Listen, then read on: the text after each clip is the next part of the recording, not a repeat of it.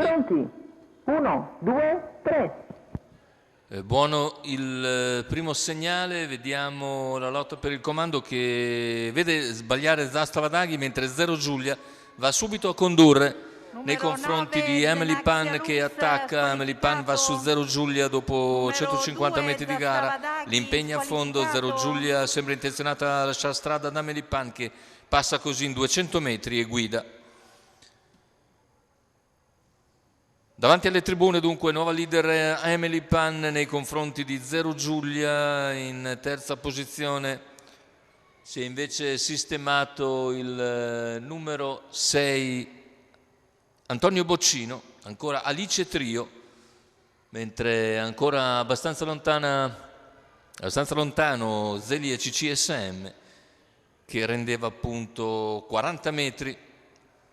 Mi ricordo i primi due vanno direttamente nella finale del Palio dei Proprietari in programma l'8 dicembre.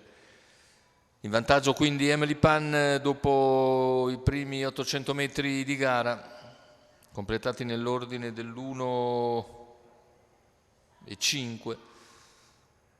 In seconda posizione si mantiene Zero Giulia davanti a Antonio Boccino, mentre in quarta posizione c'è Alice Trio. All'esterno avanza invece Rossano, chilometro che se ne va nell'ordine dell'1:21 abbondante.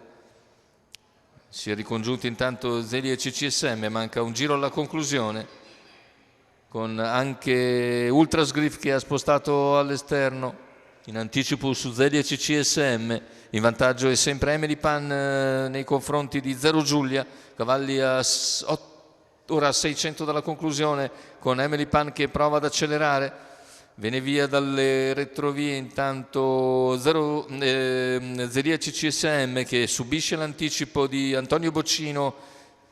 Antonio Boccino in breve si porta su Emily Pan, è in grado di passare in vantaggio, anticipo anche di Rossano su Zelia CCSM che fatica a questo punto a venire via, e allora non è ancora passato però Antonio Boccino, cerca di rientrare nuovamente Emily Pan. Antonio Boccino all'esterno che però non ha ultimato il sorpasso, retta d'arrivo, cavalli a ventaglio. Antonio Boccino si presenta in testa, lo sprint anche di Alice Trio all'interno, ma Antonio Boccino sul palo è raggiunto da Alice Trio, i due vicini. Andiamo a rivedere le fasi finali. Arrivo davvero molto molto serrato con, vedete, Antonio Boccino che ha impiegato un po' per superare Emily Pan. All'interno si lancia anche Zero Giulia, poi Alice Trio in open stretch finale con Alice Trio che probabilmente riesce a prevalere su Antonio Boccino, terzo posto a contatto per Zero Giulia, poi gli altri più indietro con Zelia CCSM che invece ha mollato la presa sull'ultima curva. Bella vittoria in open stretch con il minimo sforzo praticamente.